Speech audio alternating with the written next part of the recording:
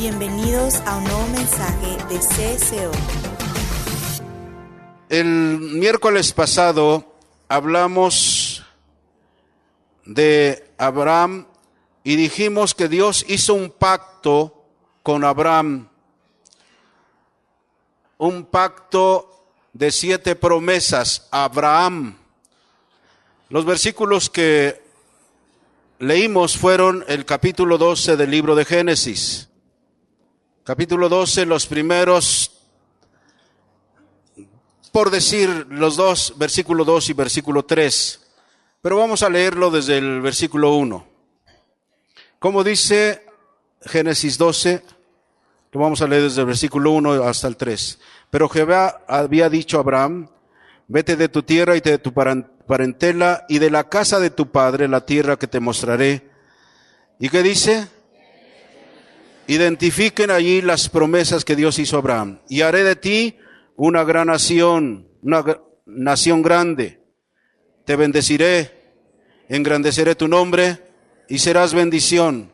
Bendeciré a los que te bendijeren y a los que te maldijeren maldeciré, y serán benditas en ti todas las familias de la tierra. ¿Qué promesas? ¿Qué promesas para formar una perspectiva y ayudarnos a entender las profecías acerca de este futuro? Podemos estudiar brevemente la historia de Israel como nación. La historia de Israel principió en el año 2000 antes de Cristo, cuando Dios precisamente hizo este llamamiento a Abraham. Dios lo llamó, como lo hemos leído, de la tierra de los caldeos, de Ur, de los caldeos, y le dijo: vete de tu tierra y de tu parentela y de la casa de tu padre, la tierra que te mostraré, y haré de ti una nación grande, y te bendeciré, y engrandeceré tu nombre, y serás bendición. Bendeciré a los que te bendijeren, y a los que te maldijeren maldeciré, y serán benditas en ti todas las familias de la tierra. Jacob, que fue prácticamente el nieto de Abraham, tuvo 12 hijos que nacieron y que formaron las 12 tribus de los hijos de Israel. El hambre que hubo en la tierra en ese tiempo, en la época de Jacob, obligó a Jacob y a sus hijos a emigrar a Egipto. Durante los 400 años que ellos estuvieron en Egipto, dice la Sagrada Escritura, crecieron en gran número hasta formar una nación de casi 3 millones de personas. Faraón se dio cuenta, y los altos funcionarios se dieron cuenta del poder que estaba adquiriendo los hebreos, de tal manera que los oprimieron. Ustedes ya conocen la historia, los oprimieron, no solamente obligándoles a hacer ladrillos para las grandes pirámides que hicieron, sino inclusive ya no les daban la paja para fortalecer el barro. Y entonces Dios levantó a Moisés para liberarlos de esa opresión. Conocen la historia de Moisés también, y llevarlos de Egipto y volverles a la tierra de Canaán. Sin embargo, la Biblia dice que ellos, en vez de obedecer a Dios, se desviaron, y la Biblia nos dice que peregrinaron 40 años a la deriva en el desierto de Arabia. Y en el año 1451, antes del Señor Jesucristo, Josué los introdujo a la tierra de Canaán, aunque el propósito de Dios fue que ellos destruyesen las naciones paganas ahí, no lo hicieron. Y resultó que esas naciones, como dice la Biblia, fueron azotes para sus costados. La Biblia nos dice que Israel vivió bajo el liderazgo de varios jueces por un tiempo de 450 años. Está en Hechos 13:20. Saúl fue su primer rey en 1040 años antes de Cristo. El rey David empezó su reino en 1010 antes de Cristo.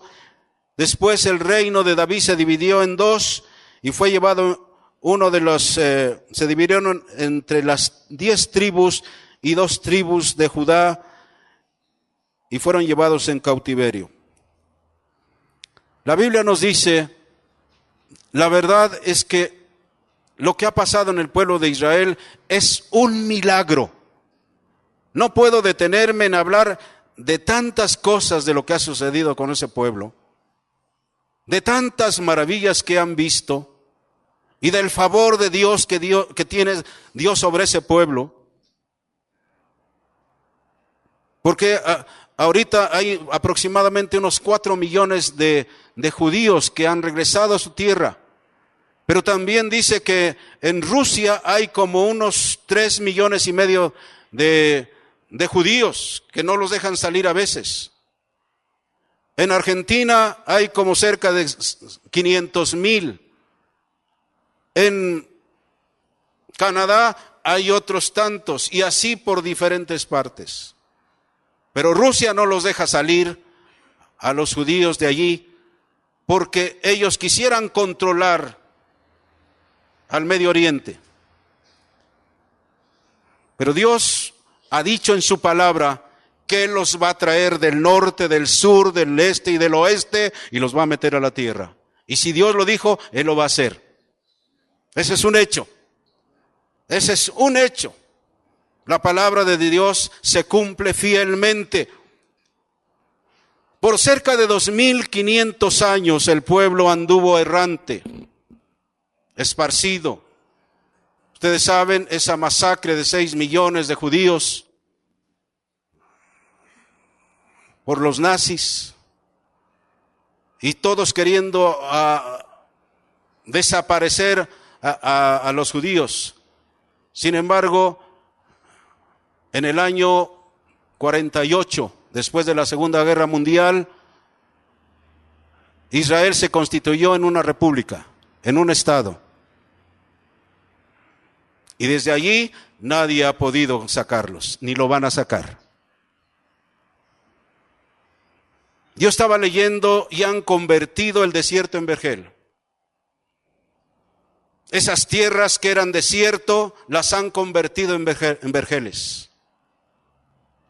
Ellos exportan o tienen en ese desierto cuando menos las 3 partes de legumbres, de verduras que ellos consumen.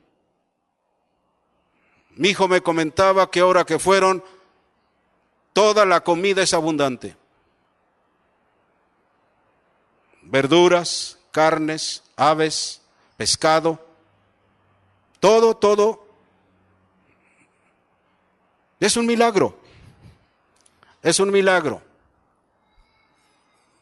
Ahora que yo estuve oyendo este reporte de mi hijo, como que me ha entrado más el interés de ir.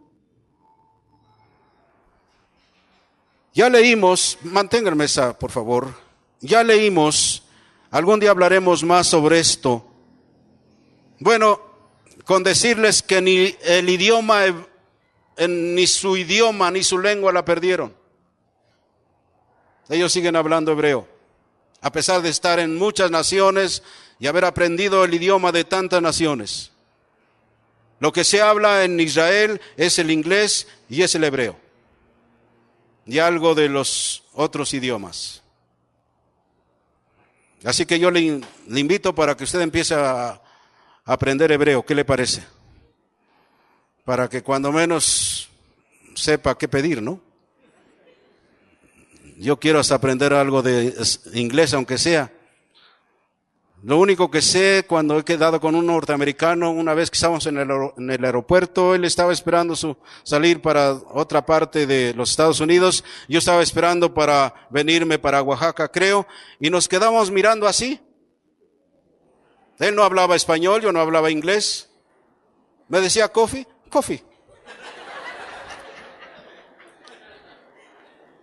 Hungry? Sí, hungry. Era lo único que yo estaba hablando. Y no hablábamos más. Nomás nos quedábamos viendo así. Qué tremendo es, ¿no?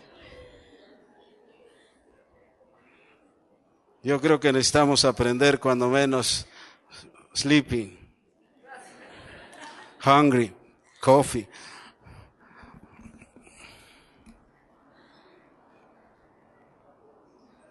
Dios le dijo a Abraham y le dio 7 promesas. Hizo un pacto Dios.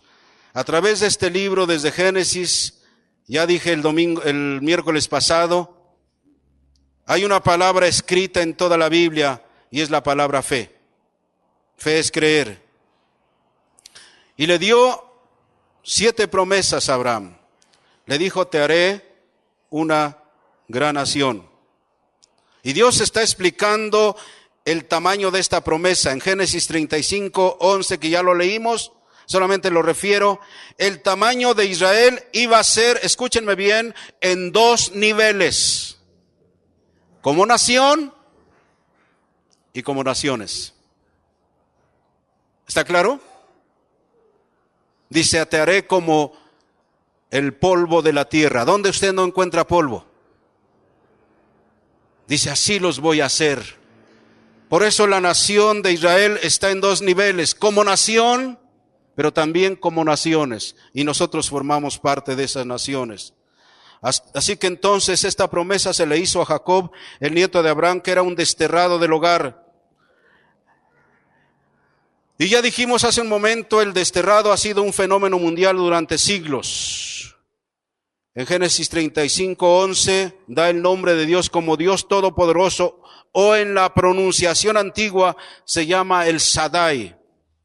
El Shaddai, el Dios Todosuficiente. Y ahora a través de nuestro Señor Jesucristo, escúcheme bien, a través de nuestro Señor Jesucristo, el gran Hijo de Israel, porque nuestro Cristo es el gran Hijo de Israel. El mundo gentil ha aprendido cómo es Dios y quién es Dios. En ningún otro iniciador de religiones hemos aprendido cómo es Dios, sino a través de Jesús. El Jesús, por supuesto, de la Biblia. Le dijo, te haré una gran nación. Ya dije, en 2 niveles, como nación, pero también como naciones. En el segundo lugar dijo, te bendeciré. Y este milagro se vio en la vida de Abraham. Milagro de tiempo. Cuando Abraham tenía 75 años, Dios le dio la promesa de que le iba a dar un hijo. Y si nosotros confiamos en el Señor, si hay alguien, hombre o mujer estéril, Dios puede darle hijos. Pero escúcheme bien lo que yo dije hace rato, tenemos que someternos a Dios. No puede ser de otra manera. Someternos al Señor en todo. Le dio el milagro de tiempo, pero también le dio el milagro de la paternidad. 25 años transcurrieron cuando Dios le dio al hijo de la promesa. Al licenciado Ángeles no esperó 25 años, se lo dio a los 9 años, ¿verdad? Pero también le dio el milagro de los ingresos. Dice la Biblia que Abraham era riquísimo en ganado, en ovejas, en vacas, en camellos, en todo. Por eso le dijo, te bendeciré. ¿Saben para qué nos llama Dios? No para cambiar de religión, sino para bendecirnos. Yo les he contado muchas veces que yo ganaba mucho dinero en las Cortes Penales de la Ciudad de México. Cuando mal me iba, al día eran 300 pesos diarios, hace 40 años, 43 años. Cuando había bendición eran 800, 1000, 1200 diarios. Pero así como el agua que caía en mis manos se escurría. ¿Saben lo que dice la Biblia? La bendición de Jehová es la que enriquece y no añade tristeza con ella. Si nosotros caminamos con Dios y le obedecemos en todas las cosas, Dios va a poner su bendición. Y con el mismo sueldo, y con el mismo trabajo, y con las mismas cosas, Dios va a poner su bendición. ¿Somos testigos de eso, sí o no? ¿Cuántos son testigos de eso? Yo soy testigo de Dios. Él es fiel. Y ha sido fiel. Así que entonces, también en tercer lugar dijo, te haré un gran nombre. nombre. Israel ahorita suena en todas partes. Díganme cuándo no sale en los periódicos Israel. Casi todos los días. Casi todos los días. Es como esos anuncios espectaculares, ¿no? Desde lejos se ven. En las Naciones Unidas dice que hay muchas demandas contra Israel, pero Israel ahí está.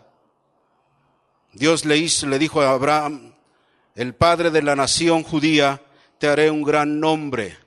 El nombre fue hecho, de Abraham fue hecho cuantitativamente. Dice, te haré un padre de multitudes.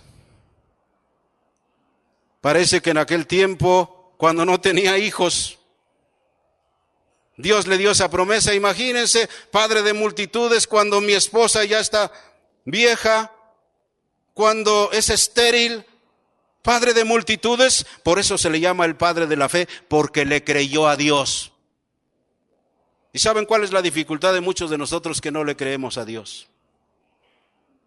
Damos más, ¿cómo diremos? Creemos más a las mentiras del diablo que trae a nuestra mente, a las palabras que nos habla. Yo les decía hace unos días que a veces hay cristianos que hasta están en conversación con Satanás. Tú no mereces nada. Tú no vales la pena. Tú no vas a tener lo que quieres. ¿Y saben cuántos cristianos y cristianas dicen, pues creo que sí tienes razón? Creo que de veras, tú tienes razón. ¿Y saben qué? Eso es lo que acaba con que Dios haga un milagro en nuestras vidas. Yo sigo creyendo en los milagros. Yo espero milagros no solamente en mi vida, sino en la vida de mi familia. Porque Dios es el Shaddai, el todo suficiente. Y si hay algo que necesita a alguien que ama al Señor y lo reverencia y lo obedece, si no lo hay ahorita, Él lo puede hacer, porque Él es creador. ¿Me está oyendo? Te haré padre de multitudes. Cuando habían pasado los años, ¿cuántos años transcurrieron? 25 años y el hijo de la promesa no venía. Pero quisieron ayudarle a Dios. ¿Saben por qué tienen los problemas los judíos? Por los hijos de Ismael.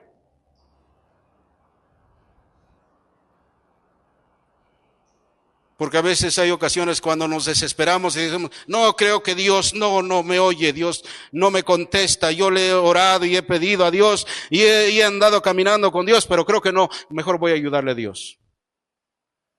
Y es ahí donde está el problema de muchos.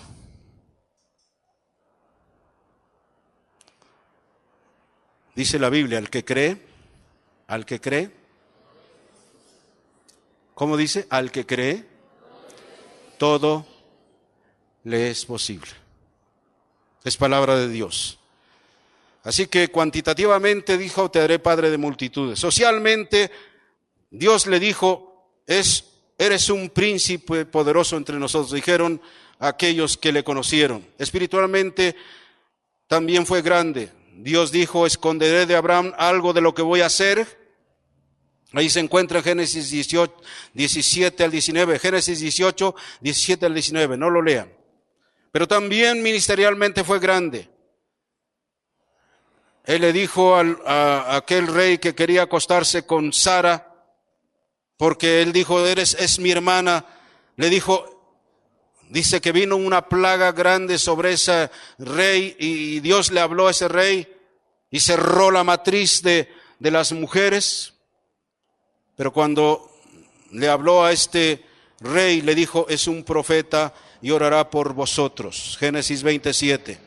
Pero también fue grande moralmente. ¿Saben cómo le llamaba Dios a Abraham?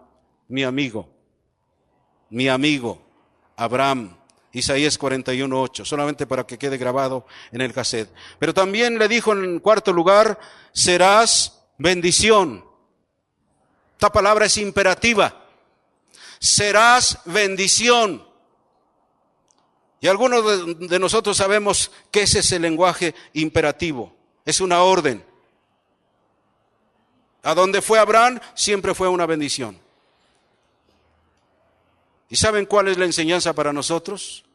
Que nosotros tenemos que ser una bendición en todas partes. No solamente con algunos, sino con aquellos que no conocen al Señor. Tenemos que ser una bendición. ¿Puedes decirlo? Yo quiero ser una bendición. Yo quiero ser una bendición. Así que entonces, ¿hizo realmente eso Abraham? Pero la pregunta es, ¿lo estamos haciendo nosotros? Vamos a ser más cercanos a los nuestros. ¿Estás siendo una bendición para tus hijos? ¿Estás siendo una bendición para tu esposa, para tu esposo? En reuniones de caballeros les digo, hay caballeros que tienen muchos años y nunca le han llevado a su esposa a una boutique para comprarle el vestido que ellos quieren.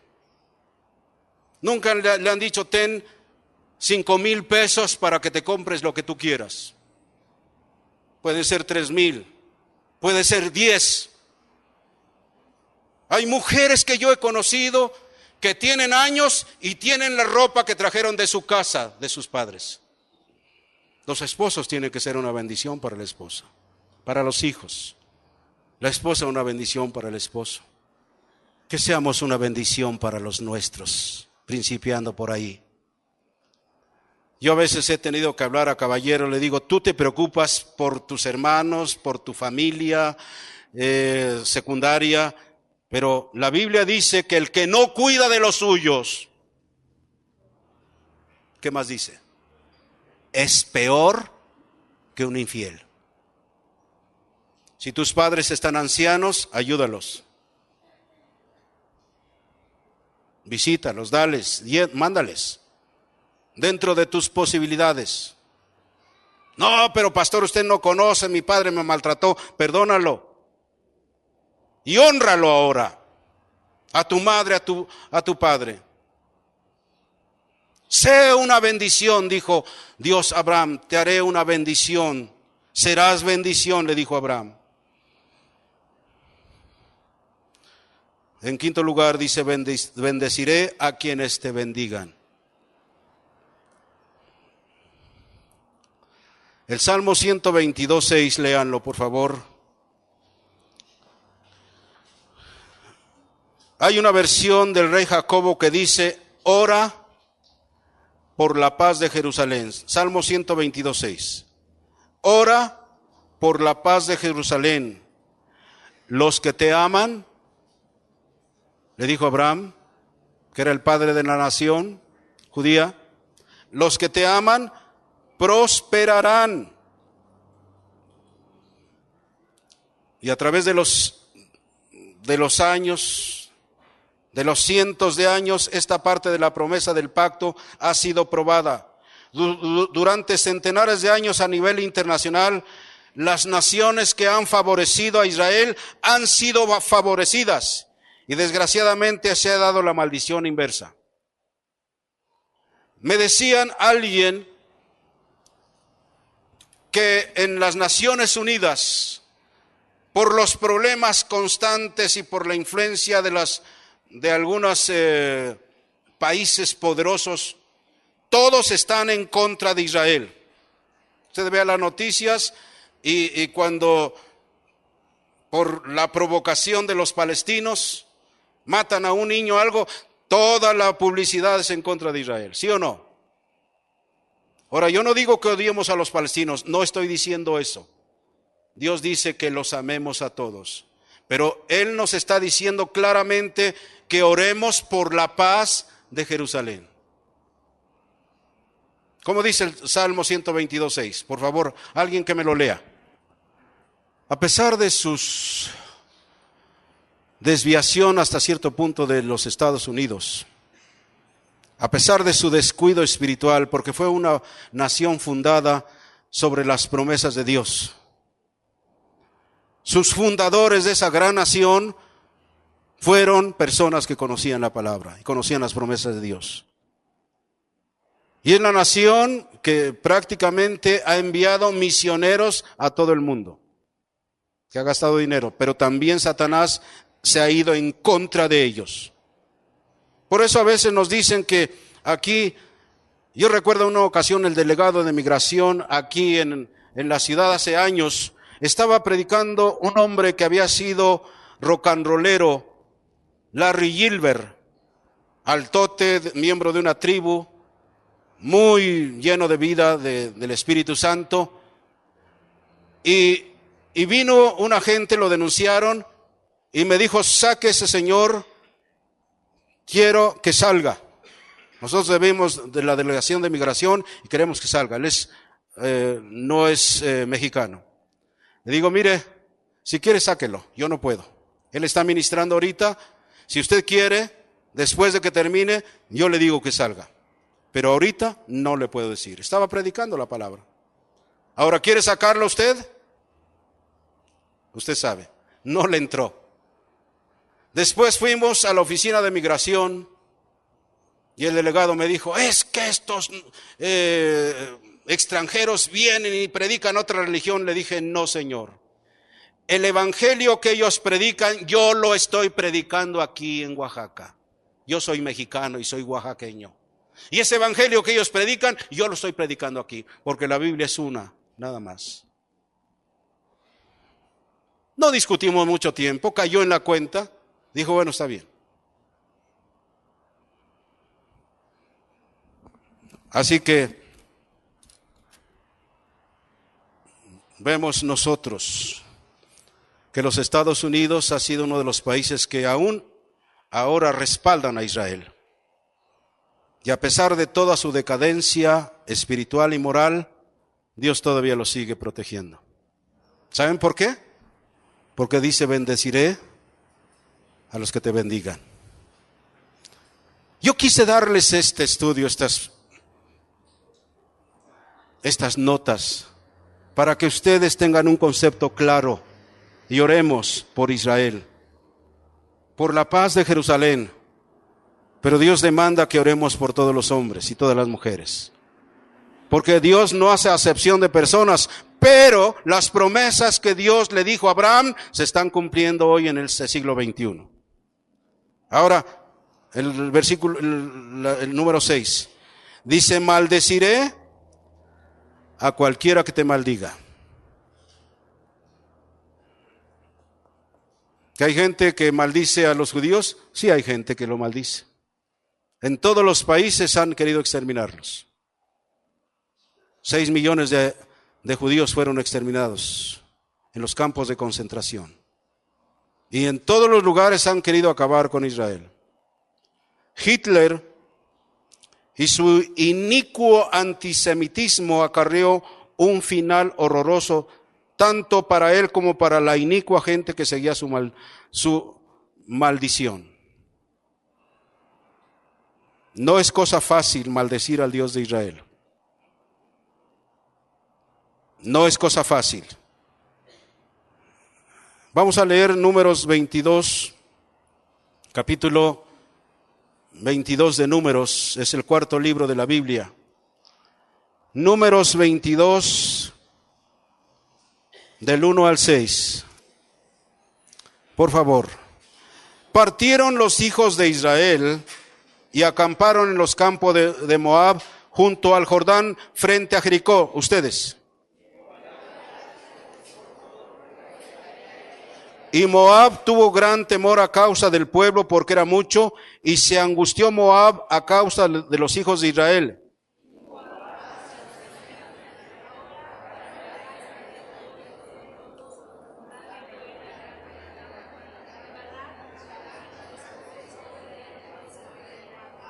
Por tanto envió mensajeros a Balaam, hijo de Beor, en Petor, que está junto al río en la tierra de los hijos de su pueblo, para que lo llamasen diciendo: un pueblo ha salido de Egipto y aquí cubre la faz de la tierra, y te ruego, la tierra, y habita delante de mí.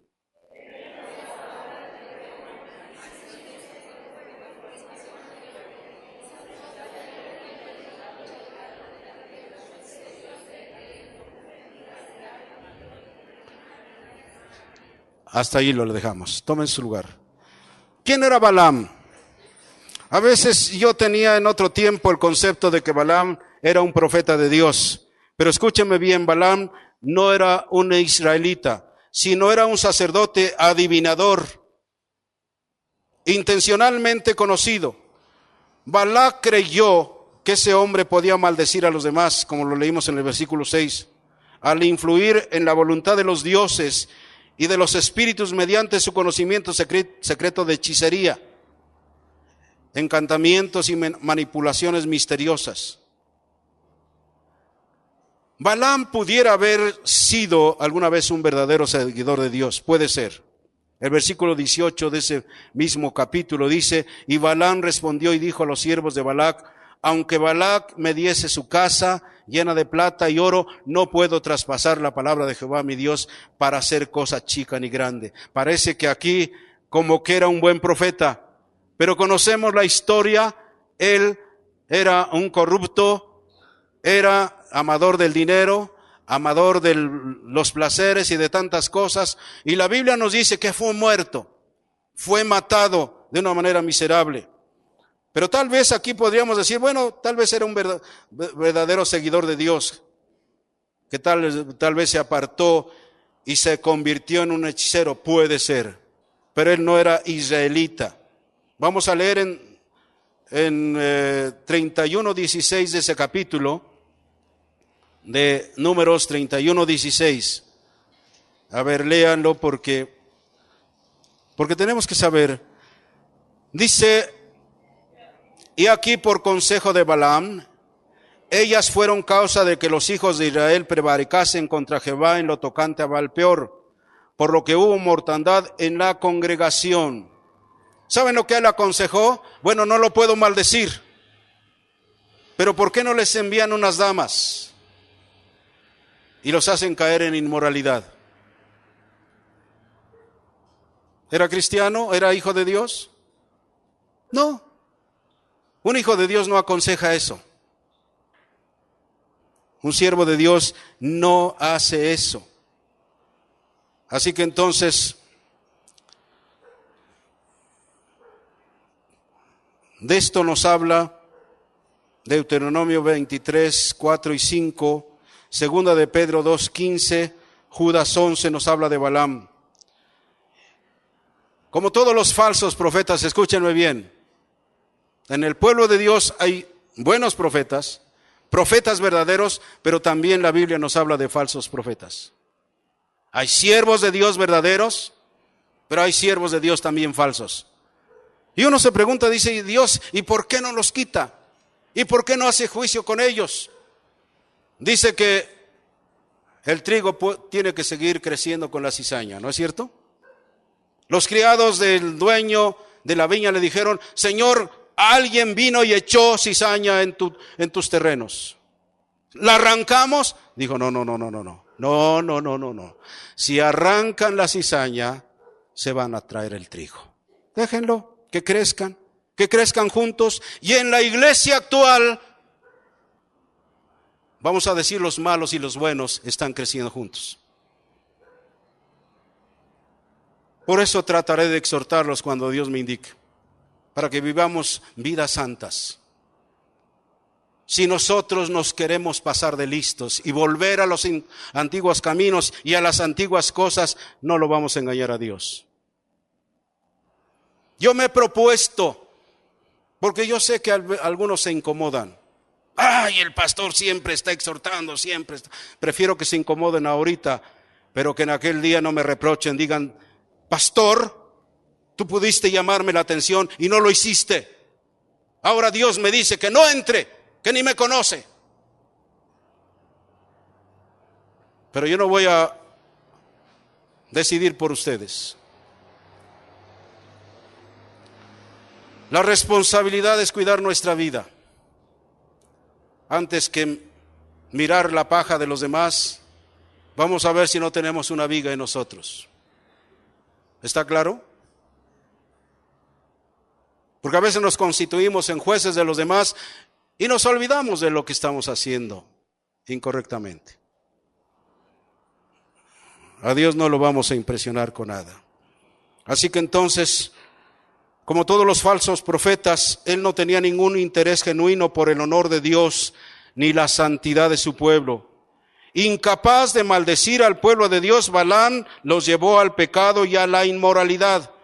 Vamos a leer en Números 25 del 1 al 6.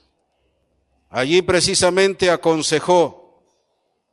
Moraba Israel en Sittim y el pueblo empezó a fornicar con las hijas de Moab, las cuales invitaban al pueblo a los sacrificios de sus dioses, y el pueblo comió y se inclinó a sus dioses.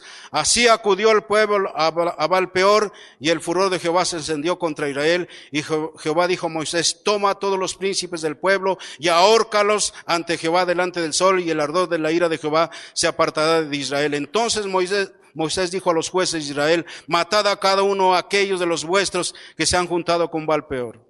Y aquí un varón de los hijos de Israel vino y trajo una madianita a sus hermanos, a ojos de Moisés y de toda la congregación de los hijos de Israel, mientras lloraban ellos a la puerta del tabernáculo de reunión. Cosa tremenda a veces. A veces hemos hablado de la misericordia de Dios, ¿no es cierto? De la gracia de Dios. Pero tenemos que considerar también, escúchenme bien, la severidad de Dios. No solamente habla de la misericordia, habla de la severidad. La Biblia habla de la severidad de Dios.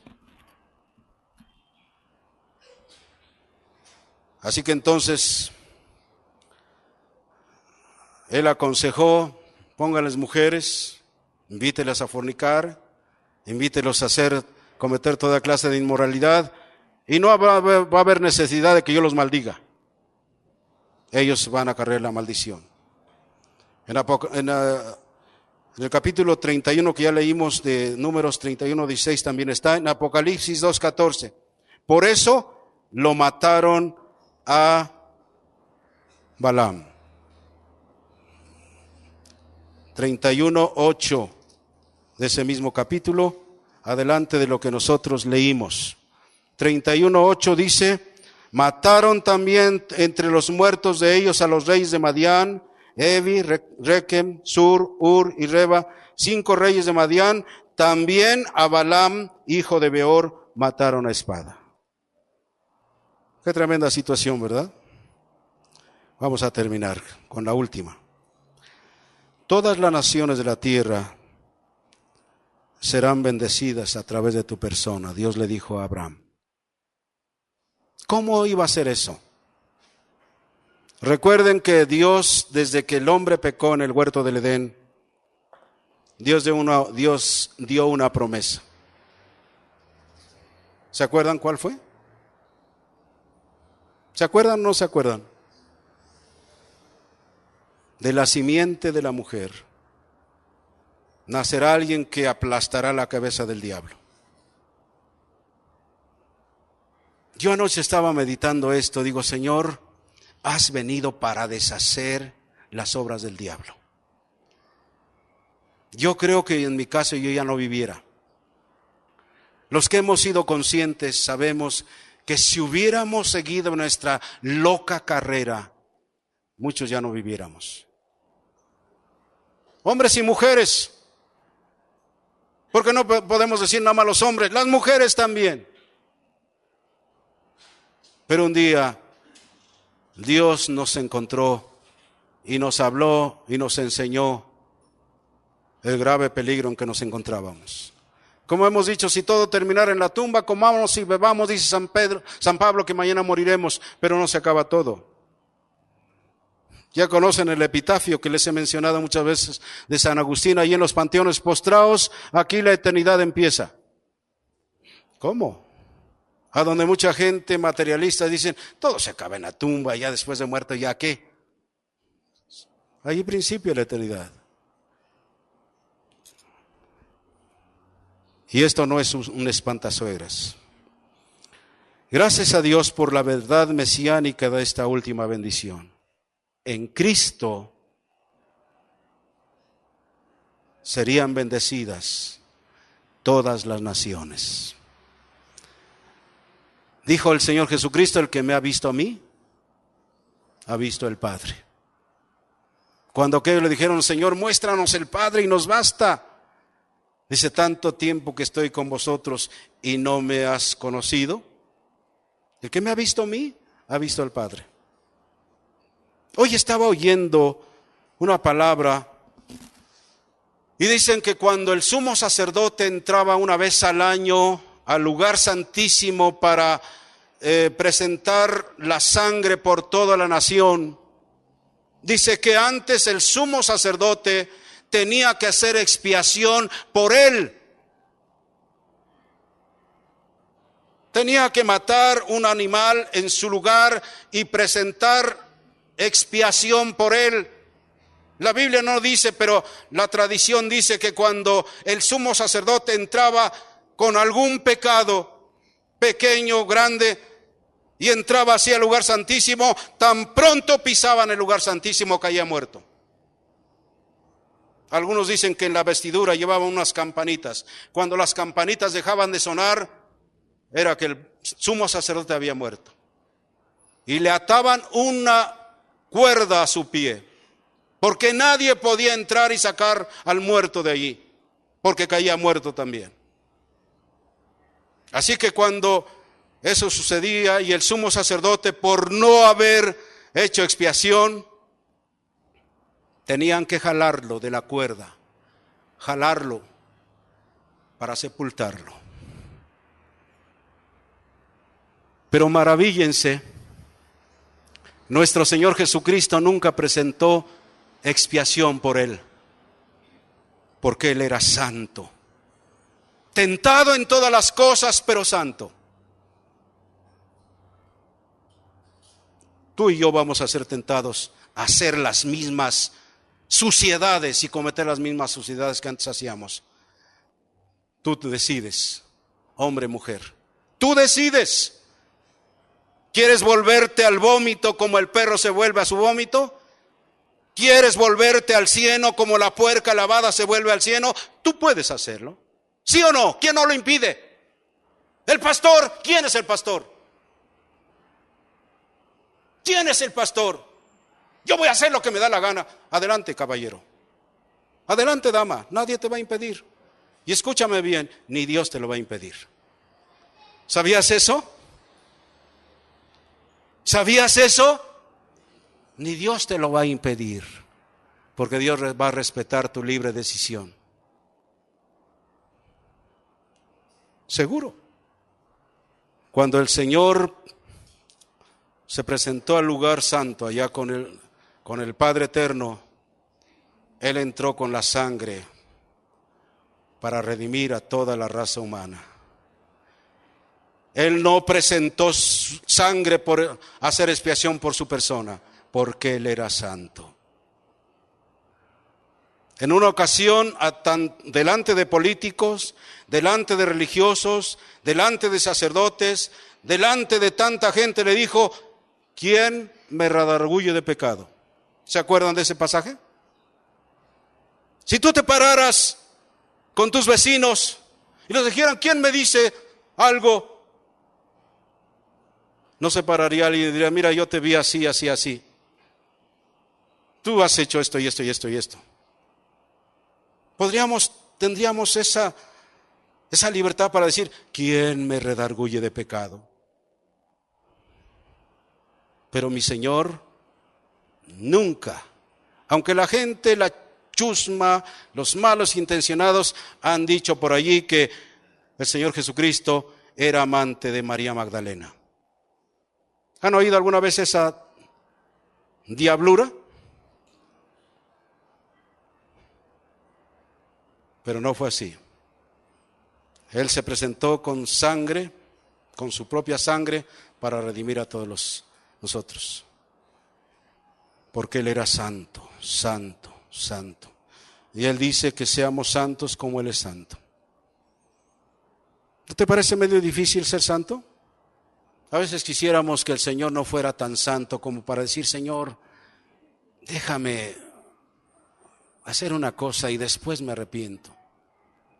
Sabes que lo puedes hacer, pero no vas a ser el mismo. Dios puede perdonar cualquier pecado como lo hizo con David, ¿sí o no? Pero ¿cuánto sufrió David después de sus pecados? Su hija violada por su propio hermano, su medio hermano.